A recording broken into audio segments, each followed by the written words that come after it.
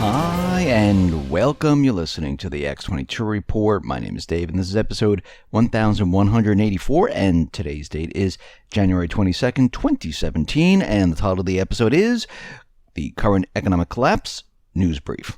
Let's get right into the economic collapse news. Now, the central bankers, they are nervous about what is going to happen. Remember, their whole agenda is globalization. Their whole agenda is to place countries into debt. Their whole agenda is to spread debt. And the only way they can do this is by getting people to take on more debt. And this is why they lowered the auto loan to the subprime. This is why mortgages, they let in the subprime people. And we know former President Barack Obama, he was going to lower the fees in regards to the FHA mortgages. And Trump came in, and what he did was he shut it all down. Within an hour of being sworn in, Trump undid one of Obama's last-minute actions, a mortgage fee cut under a government program catering to first-time homebuyers and low-income borrowers. The cut, which would become effective on January 27th, would have reduced the annual premium for someone borrowing $200,000 by $500 in the first year. However, this would expose taxpayers to further losses if there was a spike in defaults. And we know that this is coming. We know that the housing market, well, it hasn't recovered like they're telling us. The housing market right now has been built up on phony data. It has built up on free money, and it is one gigantic bubble. Now, very interestingly, we can see that the central bankers, they are preparing to blame everything on Trump. Now, again, I don't care who the president is. The president is really not calling the shots. It's really the central bank, the shadow government behind the scenes. Now, they're going to try to control Trump right now, and we'll have to see how Trump reacts. Does he play ball with them, or does he go against them?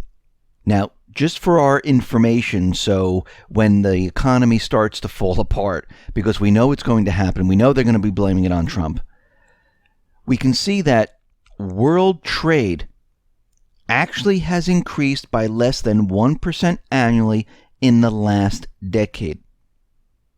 So what we're seeing right now is that world trade, well, it hasn't really gone anywhere. Now, according to the CPB World Trade Monitor, the value of world exports has increased by 1%, less than 1% annually, making a high on July 31st, 2007, compared to more than a 5% annualized growth rate since 1991. Even with extraordinary global monetary easing in the post-financial crisis world, world trade has been unable to find the extra gear it hit during the pre-crisis era. So the next time the mainstream media, the economists, everyone else starts to blame Trump for collapsing world trade, everyone needs to look back in time to say, well, wait a minute. It was already less than 1%. We didn't hit 5%. We didn't hit anything. Actually, it's a complete disaster. And we know this is what they're going to do. Now, very interestingly, we know that the UK, we know that Italy, France, they all want to leave the EU. And we know the central bankers are going to give these countries a very tough time. Even if the people vote for it, we know they're coming up with a way to try to stop this. Now, we know the UK, it looks like they're going to try to implement Article 50 come this March. And we're already getting word from Mario Draghi. And they have a plan to stop this entire thing. What are they going to do? For countries to leave the EU, they must first settle their debts with the bloc's Target 2 payment system before severing ties. He said, if a country were to leave the euro system, its national central bank's claims on or liabilities to the ECB would need to be settled in full. He did not specify in what currency the settlement would have to take place, It was also not clear just what the ECB would do in response if a country did not settle its claims. And remember, the ECB wanted a police force, their own army. I mean, was this the reason that they wanted this? But we can see already they're telling the countries, like, you can't leave this. You need to pay your debt. And most of these countries, they can't do it. Now, the IMF is out there, and they're warning that there's going to be disruptions in the global economy in 2017. Now, remember, we went back in time and we saw what the world global trade was like. And it hasn't really gone over 1%. It's a disaster. It never returned to the pre-crisis percentage. And now the IMF is out there telling everyone that things don't look good for what is coming. And this is some of their concerns. Some of their concerns of spillovers produced by the policies of Donald Trump administration in the U.S. and the Brexit in the U.K. might eventually come true, producing a net negative outcome for the world economy overall. And the reshaping of the global economic landscape might turn out to be very painful. So they're already setting this up because they know what's going to happen. They're going to bring down the economy at a certain point in time, and they're going to shift the blame. Now, Donald Trump, on the other hand, he's going to be trying to shift the blame to the central bank. We have a war going on right now between two systems, the private Western central bank system and those who are trying to get rid of the central bank. And the central bankers, well, they don't like this. Trump has also signed an executive order to ease the burden of Obamacare as we transition from Obamacare to a new health insurance. And right now, they haven't announced what the new health insurance is going to be. Now, what's very interesting is that the spokesperson for Donald Trump, Sean Spicer, came out and he chastised the U.S. media outlets, accusing reporters of understating the numbers of supporters present during the inauguration. And people are all over the social media saying, oh my God, what babies, I can't believe it. And there's pictures all over the social media comparing 2009 Obama inauguration and 2017 Trump inauguration. And you can see, and when you look at him, you're like, oh my God, look at these pictures. We see a huge crowd with Obama and nobody showing up for Trump. Now, when we look at these pictures, we have to understand, when were they taken? Were they taken at the same exact time when both were given the speech? No. The picture that they're showing is when people were arriving for Trump's inauguration. Now, The Atlantic, they have a timeline of different pictures, and they show this, and there's a caption underneath that says, people are gathering for the inauguration. Now, this is the picture they're using. And this is what Donald Trump's administration is talking about. This is not apples to apples. They're not comparing the same thing.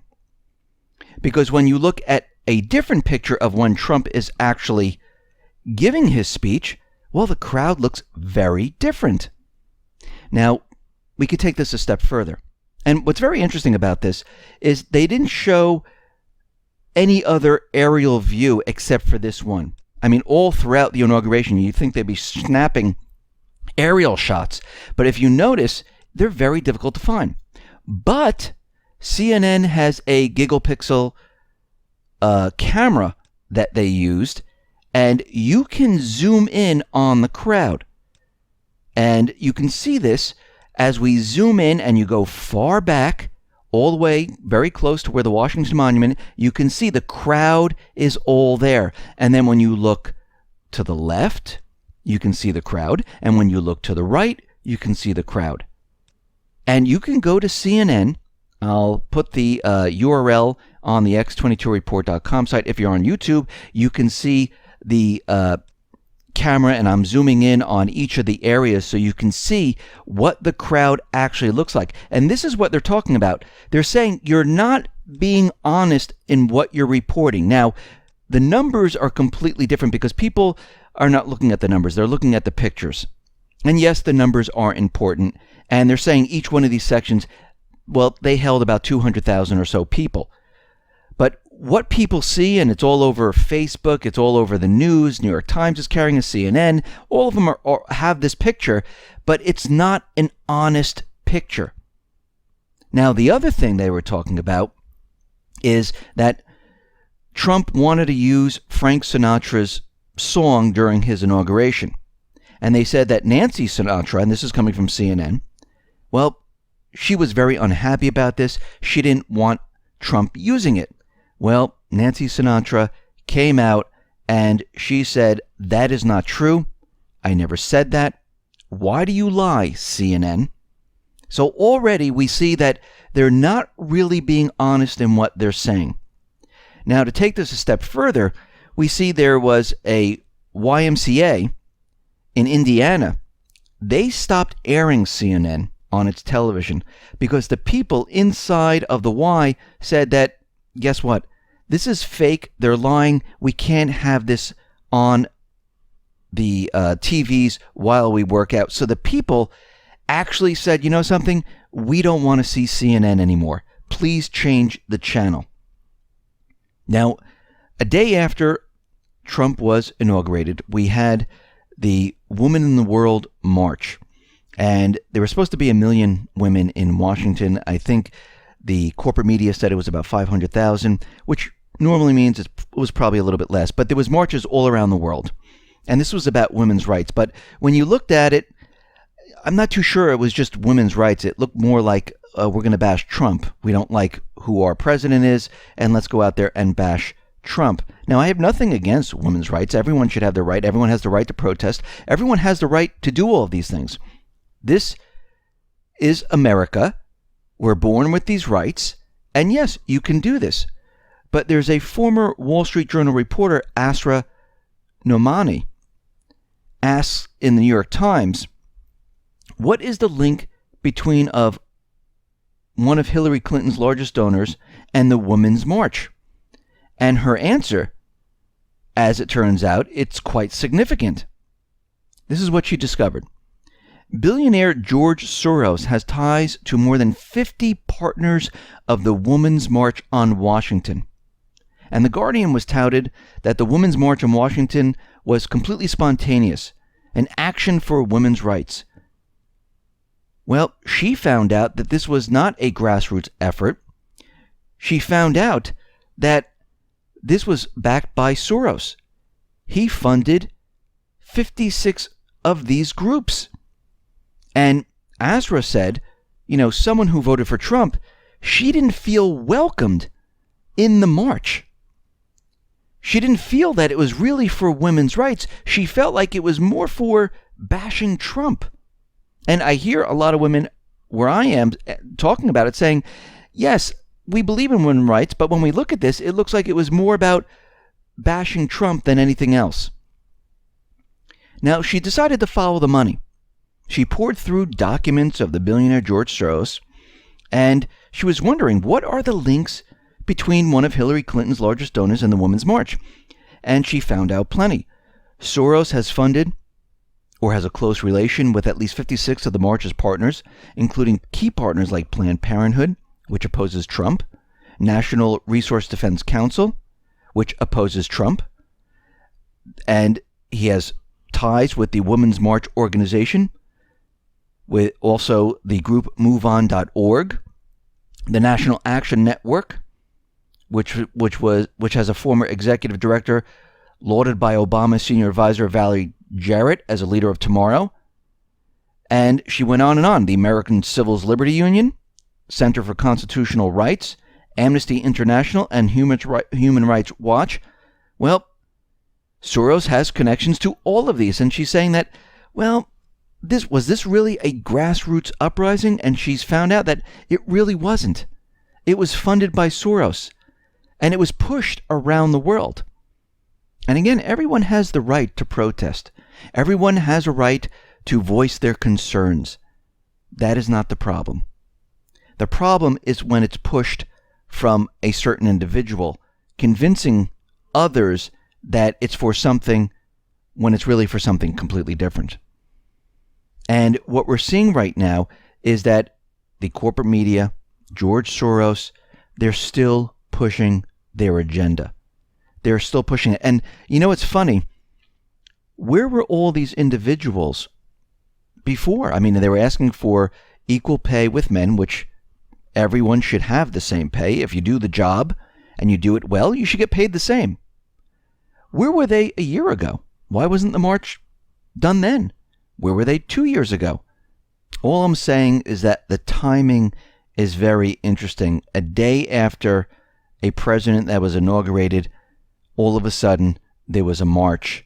And most of the signs were anti-Trump. Most of the signs were not really in what they were saying and what they were doing. And the timing is very suspicious. Now, another thing that Trump has done, which I find very suspicious, is that after his inauguration, a White House website laid out a series of new policy positions, including a promise to develop a state-of-the-art missile defense system to protect against both Iran and North Korea. And what's very interesting about this is that he's looking to develop a completely new missile system to point towards North Korea and replace the old one that's pointing to Iran, which is actually pointing to Russia, with a new one. And we know that he wanted to cut expenses. He wanted to cut the budgets. But what we're seeing right now is that this is a pricey missile defense system. So it doesn't jive in what he's saying, and this should make everyone nervous again. Why is he placing these things out there? Who's behind all of this, and what are they trying to do? Because we can see that there have been troops, tanks, moved all around the world, in Europe, out in the Pacific, the Middle East. And we know that these individuals, the central bank, the neocons, they want to push war with Russia. They haven't given up on this. And they're going to continually try to do this. I mean, we already see in the corporate media, which we reported on a couple days ago, how they were talking about how war is going to play out, and most likely it's going to start out in Latvia. And they were trying to come up with this whole scenario, how Putin actually is going to start World War III, because he already invaded Ukraine, and now he's going to do this also in the Baltics. So they're really pushing this, and they're pushing it hard. And we know this is completely untrue once again. Now we see chief advisor of the Turkish president, Erdogan, well, they're out there, and they're still calling for buffer zones for refugees in Syria. And they want these buffer zones set up. And what they're saying is that the coalition forces would protect the people fleeing the war in these areas, and they'll control the areas. So they're still pushing for this. We see that the U.S. and Turkey, well, they're setting up new military bases in Aleppo and Hasaka in northern Syria. And what we're seeing right now is that they're setting these up, and they're continually doing this. Now, once again, this is a sovereign country. Turkey should not be setting up military bases. The United States should not be setting up military bases. And what they're saying, they're setting these up so it makes it easier for the U.S. to bring in air cargoes with arms into the area, which is completely unbelievable, because Syria has not invited the United States, or Turkey for that matter, into Syria, and they didn't give them permission to create bases and allow cargo planes to land in the area. So they're doing something completely different. Now, we can see that the U.S., well, they're not going to be sending a special delegation to the Syrian talks right now. And the reason given from the State Department is that because there's a transition going on right now, and the inauguration was just held, and it looks like at this point they don't have the ability to send anyone over there. So what they're going to do instead is they're going to let the U.S. be represented by its ambassador to Kazakhstan. So we see right now they're prepping for the ambassador to join in with these talks. And we'll have to see what happens. But we need to remember something very, very important. Nothing is done. We're not out of the woods at all. Actually, things are building up right now, because what we see happening is that the central bank, the shadow government, well, they're butting heads with what Trump is trying to do. Now, Trump, we don't know what side he's on yet. Yes, he's in the White House. We don't know which way he's going. He is keeping his promises on certain things. But we can see right now from the IMF, from the ECB, that they're going to make it very tough for countries to leave. We see that the IMF is already saying that things are going to be turning down in 2017 because what's happening with Trump and what's happening with the Brexit and other countries that want to leave. We already see Janet Yellen out there. Well, she's saying that the labor market is not going as well as they thought it was, and it looks like hiring is slowing. So right now they're really building this up, and they're getting ready to shift the blame. They're laying the groundwork of preparing the narrative of why the economy all of a sudden is not doing well. And this is why we've been tracking everything, because this should not come as a surprise when all of a sudden the economy comes down, because we've been looking at the economy. We've been looking at the hard facts. And this is why I talked about the world global trade and how it has gone nowhere. Actually, it has declined. We went from 5% to under 1%, and it's never improved since 2008. So we can see right now from all the numbers that we've been discussing that things haven't gotten any better. Actually, they've gotten a lot worse. And the only reason it looks better is because of all the free money that the central banks have pumped in.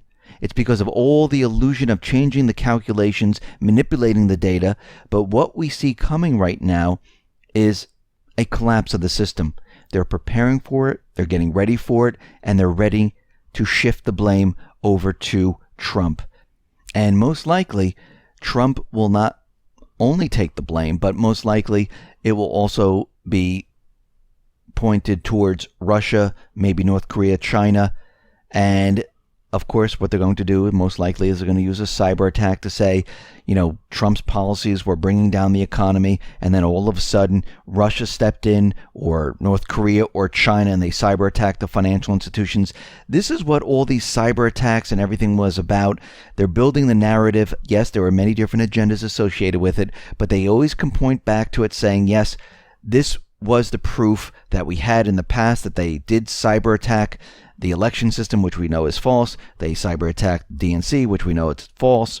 They cyber attacked the power grid, which we know it's false. But they're going to use this to convince the world this is why we need to get to war. This is why war is going to start. And we can see already they're already laying the groundwork with the story with the Baltic states, the Baltic countries. They're laying the groundwork with the cyber attacks, with the election system, the power grid. They're already laying the groundwork for why the economy is not going to do well in 2017. And we can see already things are going to really ramp up during this year. Listen, everyone, thanks a lot for listening. Be well, be safe, and especially be prepared. Thanks a lot.